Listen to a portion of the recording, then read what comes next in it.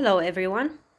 In this video I am going to look at the natal chart of the country of Ukraine and at the transits they are going to experience within the next couple of months to try to see a prediction, to try to make a prediction about what the country can expect next. As you know, right now there is a full-blown military conflict there. CNN says blasts are being reported in Kiev early Friday, with an Ukrainian official saying the country's capital has been hit by cruise or ballistic missiles. Russia's assault began Thursday with a series of missile attacks and the use of long-range artillery. It quickly spread across central and eastern Ukraine as Russian forces attacked the country from three sides. All right, so it began on Thursday, but actually, from what I'm seeing here in the chart, this has been triggered by the full moon that happened on February the 16th. In Ukraine's 8th house. As you can see, the 8th house is usually a house of death. It's a house of conflict. And with the full moon happening there over the cluster of Ukraine's planets that you can see over there, that is what triggered this event, and the fact that it simply shows that, let's say, peace, the period of peace they have enjoyed until now has reached a culmination, and it is happening in Leo, which is a sign of authority. So basically this conflict has been brought by a higher authority than theirs, basically. I can see that in the natal chart of the country of Ukraine, very interestingly, in their first house, in their house of identity, they have the planets Uranus and Neptune over there and the North Node. From its formation, basically, this country over there with Uranus has had a very unstable, let's say, image. And with Neptune too, I would say a very evasive image. Basically, the country itself, from its formation, has had an image that is quite blurred, and not an image of full independence and identity as it should be. And since it also has Pluto over there in the 11th house, which is the house of the groups, the networks, the surroundings, and Pluto being a planet that represents power. Basically, this country from its formation has been seen as more as a part of a cluster, of a network, of a higher group of countries, the former Soviet Union, and not as an independent and sovereign country as it normally should be.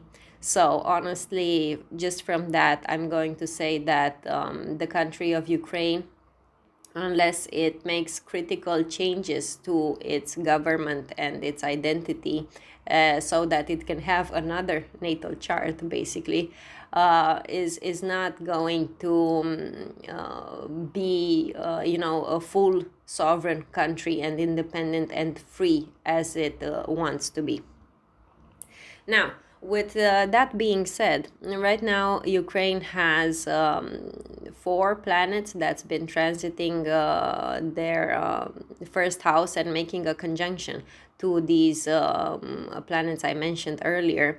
And with the arrival of Mars, which is a planet of conflict, right there on top of them, this is what has brought this conflict into the country. And they also have Pluto transiting their first house, which is a planet of death, a planet of destruction. it's been transiting the country for many years now, and so this conflict isn't new, and we know this already. We've had a glimpse of this in the previous years as well. But the arrival of Mars over there has triggered actual military conflict over there.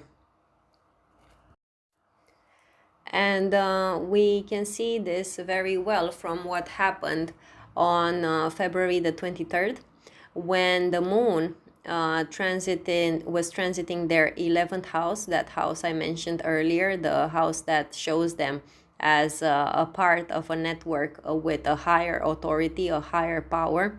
And they've got the south node transiting there, and this moon making a conjunction to that south node has brought upon them this conflict with this higher authority.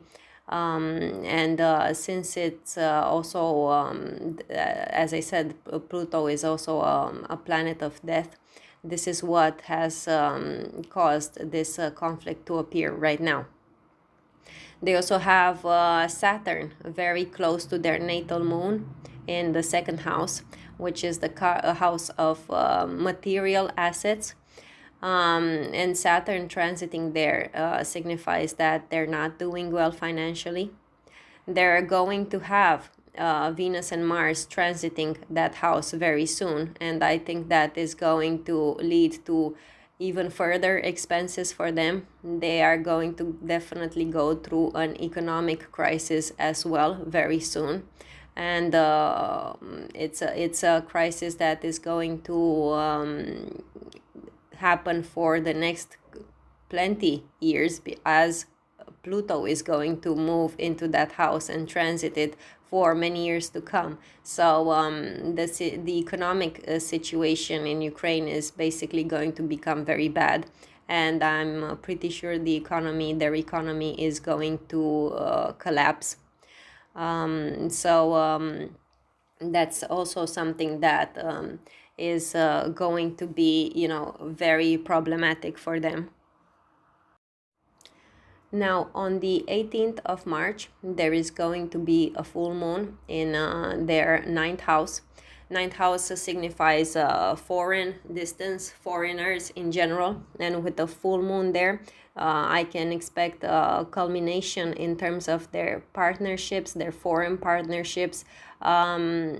I do not think they are going to receive outside support from other countries, especially since they do not have any kind of planet transiting their seventh house, which is the house of partnerships and the house of contracts. So I don't think they are going to be making any sort of alliance with any kind of military power or receive any kind of military help. They're pretty much on their own. And also with this full moon happening there, I think that even if they might have had agreements with other countries, let's say other countries might have promised them support, those promises are not going to materialize. On the contrary, basically what I'm saying is I think that Ukraine is going to get ghosted by its foreign partners or friends. And I don't think that this is something that is going to even be on good terms. This end of discussions with them, I think they might argue with some foreign partners, for example the Americans, if they were expecting some help from them. As I said, they're not going to receive them, and it's going to lead them to be on bad terms with other countries as well, not just with Russia. At the same time, this full moon is opposing its third house, which is the house of communication. And they have 4 planets transiting that. And I do think that in terms of how they communicate, there are going to be some diplomatic blunders. They might be putting out some information that instead of helping them is going to be actually detrimental to them. It's also possible that since their third house is in Pisces and they've got Jupiter and Neptune transiting there, I think there might be some deception over there, especially in terms of what they say to the population of Ukraine, to their actual people. It's very possible that they are not going to tell the truth. It's possible that they are going to tell their people that, hey, we're doing well, everything is fine, we've got this under control, when they actually don't. And as you can see, towards the month of March, they're going to have that Mars and Venus transiting their second house. As I mentioned earlier, I think that financially speaking, they are going to have many expenses and many financial losses with Saturn there over as well. So I think that basically the information and the news they're going to put out is going to be contradictory. On the one hand, they're going to tell their population that everything is fine and they're doing okay. And on the other hand, they're going to put news in the international media asking for help, asking for humanitarian help. Yeah, I expect some sort of deception around what they put out. On the 1st of April, they've got a new moon happening in their fourth house, which is the house of the homeland. It's the house of the actual country and their land, let's say their territory. It also has a Mercury in Chiron conjuncting this. So around that time, around the month of April, I can expect either a new government or a new position of their government, but it's something with Chiron there, which is a planet of pain, an asteroid of pain. This is not going to be for the better. Even if they have a new government, it's not going to be for the better. It's something that is going to cause pain. It's something that is going to cause a loss, since they also have Mars and Venus over there conjuncting their moon. I think that even if they have a new government, this government is going to make very bad decisions for them, which might result in later in some territorial losses. I had a quick look over the chart of Ukraine for the whole year, and I do think that by the end of the year they are going to experience fragmentation. I don't think the country is going to be the size that it is right now. So as I said, in the month of April looks to be a very bad month for them in terms of decision making and in terms of how they manage the situation and in terms of losses and also economic losses. I do expect some sort of whatever partnerships they might have, whatever suppliers they might have of anything, food, gas, anything, they are going to be making some very bad decisions about that, and they can expect some increases of expenses around April. And the worst is yet to come. It's the month of May. To me, looks like it's the worst, because around the mid-May, they are going to have a full moon in the 11th house, the house I spoke about earlier, the one with the higher authority. And this full moon is going to be conjuncting their south node. Basically, I think that around this time there can be territorial losses. I think that Russia might annex some territories of theirs. I also expect this to not go down easily. There could be some military conflict. There could be some more people dying around this time.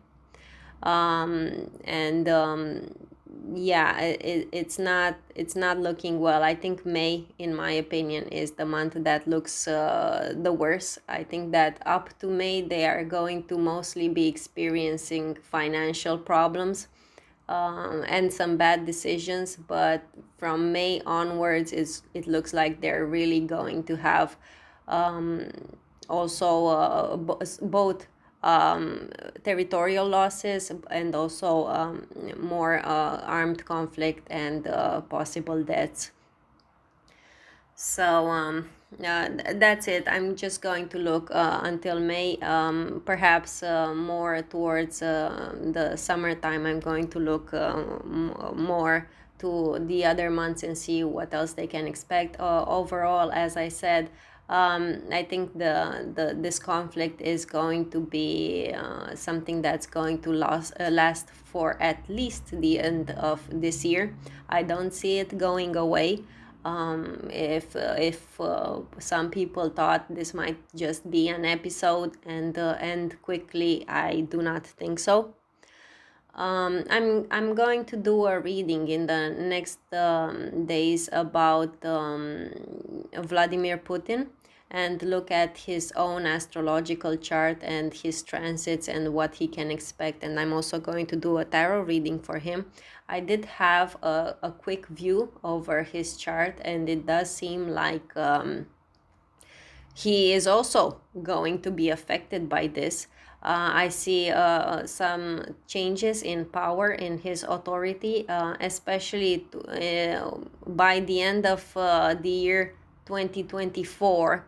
I think that life is going to be different for him, and I think the troubles for him are going to come from the inside. From what I could see, I think it's the Russian people themselves who are going to do something about him. I do not see any kind of external interference or any kind of international help, military international help for Ukraine. I did see humanitarian help. I do think they are going to receive it, but internationally speaking, militarily speaking, they are on their own, in my opinion. So yeah, I'm going to, as I said, I'm also going to do a reading for Vladimir Putin in the following days. Subscribe to my channel if you would like to also watch that, and so you can get updated when I post it. Give this video a like if you thought that this prediction I made was at least interesting. Write me comments below and tell me what you think about this situation. That's it for today. I'll see you in my next videos. Bye for now.